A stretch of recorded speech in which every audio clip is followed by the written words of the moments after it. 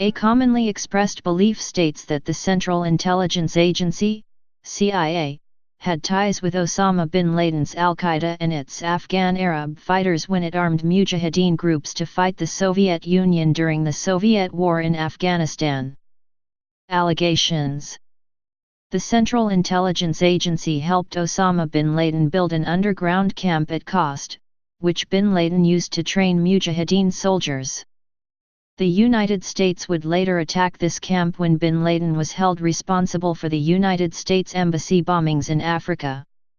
In a 2004 article entitled Al-Qaeda's Origins and Links, the BBC wrote, "During the anti-Soviet jihad, bin Laden and his fighters received American and Saudi funding. Some analysts believe bin Laden himself had security training from the CIA. Robin Cook, Foreign Secretary in the UK from 1997–2001, believed the CIA had provided arms to the Arab Mujahideen, including Osama bin Laden, writing, "Bin Laden was, though, a product of a monumental miscalculation by Western security agencies.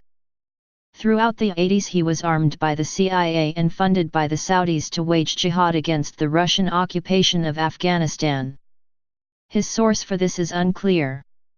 In conversation with former British Defence Secretary Michael Portillo, two-time Prime Minister of Pakistan Benazir Bhutto said Osama bin Laden was initially pro-American. Prince Bandar bin Sultan of Saudi Arabia has also stated that bin Laden once expressed appreciation for the United States' help in Afghanistan.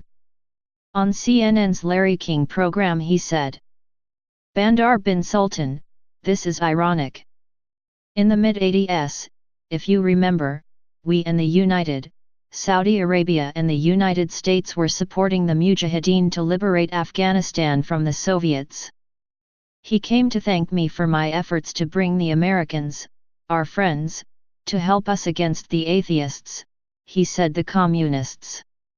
Isn't it ironic? Larry King, how ironic. In other words, he came to thank you for helping bring America to help him. Bandar bin Sultan, right. Opposing view. U.S. government officials and a number of other parties maintain that the U.S. supported only the indigenous Afghan Mujahideen. They deny that the CIA or other American officials had contact with bin Laden, let alone armed, trained, coached, or indoctrinated them. Many American scholars and reporters have called the idea of CIA-backed al-Qaeda nonsense, sheer fantasy, and simply a folk myth. They argue that, with 250,000 local Afghans willing to fight, there was no need to recruit foreigners unfamiliar with the local language, customs, or lay of the land. With several $100 million a year in funding from non-American, Muslim sources, Arab Afghans themselves would have no need for American funds. Americans could not train Mujahideen because Pakistani officials would not allow more than a handful of U.S. agents to operate in Pakistan and none in Afghanistan. The Afghan Arabs were militant Islamists, reflexively hostile to Westerners, and prone to threaten or attack Westerners even though they knew the Westerners were helping the Mujahideen. The U.S. government greatly feared arming or training Arabs would lead to attacks on Israel with those arms or training. Al-Qaeda leader Ayman al-Zawahiri says much the same thing in his book Knights Under the Prophet's Banner. Bin Laden himself once said the collapse of the Soviet Union goes to God and the Mujahideen in Afghanistan. The U.S. had no mentionable role, but collapse made the U.S. more haughty and arrogant. According to CNN journalist Peter Bergen, known for conducting the first television interview with Osama bin Laden in 1997, the story about bin Laden and the CIA, that the CIA funded bin Laden or trained bin Laden, is simply a folk myth. There's no evidence of this. In fact, there are very few things that bin Laden, Ayman al-Zawahiri and the US government agree on. They all agree that they didn't have a relationship in the 1980s. And they wouldn't have needed to. Bin Laden had his own money, he was anti-American and he was operating secretly and independently. The real story here is the CIA did not understand who Osama was until 1996, when they set up a unit to really start tracking him.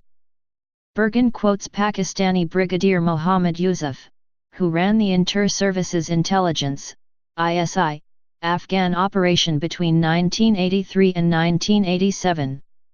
It was always galling to the Americans, and I can understand their point of view, that although they paid the piper they could not call the tune.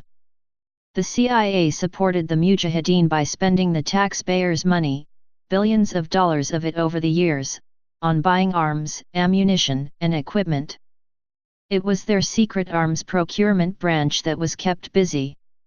It was, however, a cardinal rule of Pakistan's policy that no Americans ever become involved with the distribution of funds or arms once they arrived in the country. No Americans ever trained or had direct contact with the Mujahideen, and no American official ever went inside Afghanistan.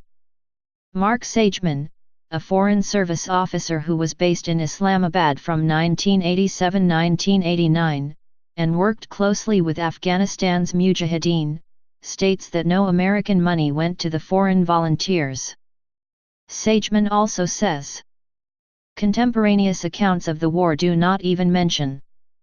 Many were not serious about the war. Very few were involved in actual fighting.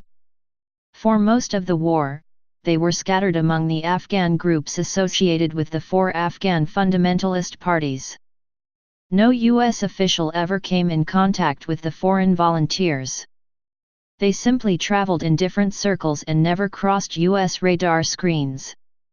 They had their own sources of money and their own contacts with the Pakistanis, official Saudis, and other Muslim supporters, and they made their own deals with the various Afghan resistance leaders. Vincent Canestraro, who led the Reagan administration's Afghan Working Group from 1985 to 1987, puts it. The CIA was very reluctant to be involved at all. They thought it would end up with them being blamed, like in Guatemala.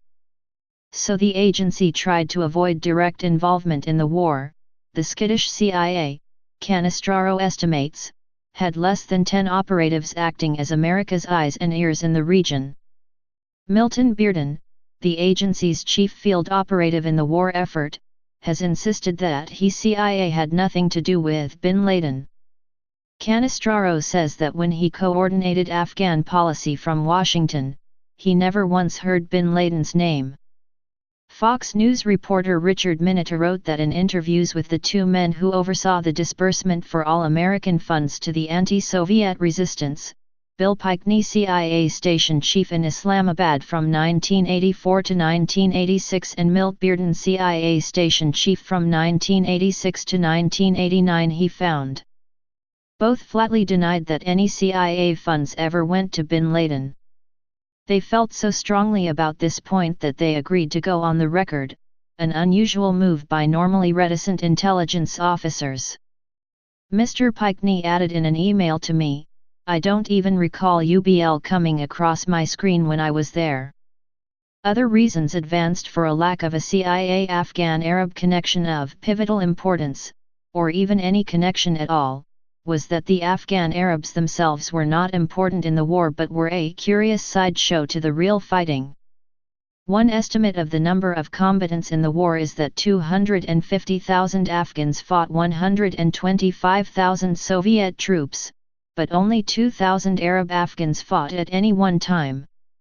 According to Milton Bearden, the CIA did not recruit Arabs because there were hundreds of thousands of Afghans all too willing to fight.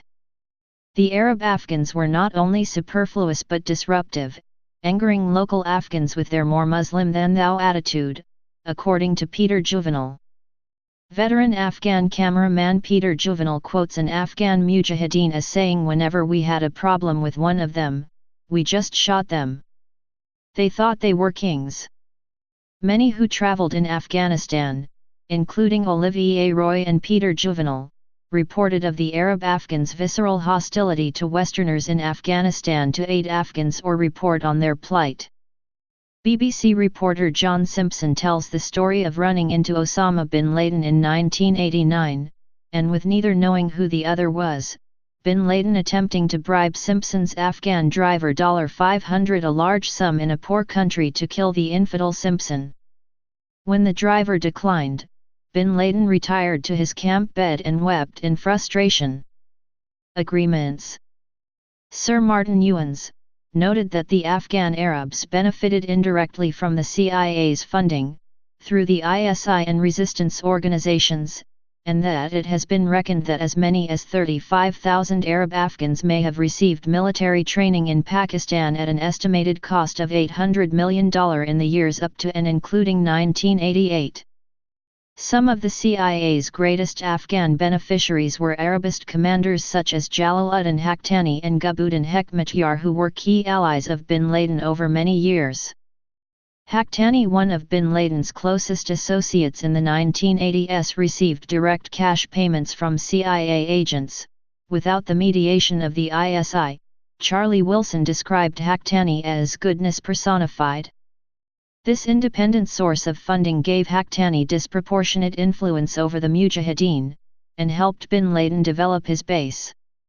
Sheikh Omar Abdel Rahman, an associate of Bin Laden's, was given his visas to enter the U.S. on 4 separate occasions by the CIA. Rahman was recruiting Arabs to fight in the Soviet-Afghan War, and Egyptian officials testified that the CIA actively assisted him. Rahman was a CO plotter of the 1993 World Trade Center bombing. One allegation not denied by the U.S. government is that the U.S. Army enlisted and trained a former Egyptian soldier named Ali Mohammed, and that it knew Ali occasionally took trips to Afghanistan, where he claimed to fight Russians.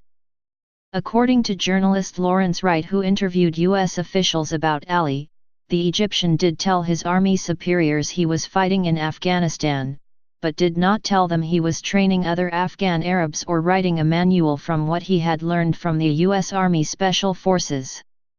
Wright also reports that the CIA failed to inform other U.S. agencies that it had learned Ali, who was a member of Egyptian Islamic Jihad, was an anti-American spy.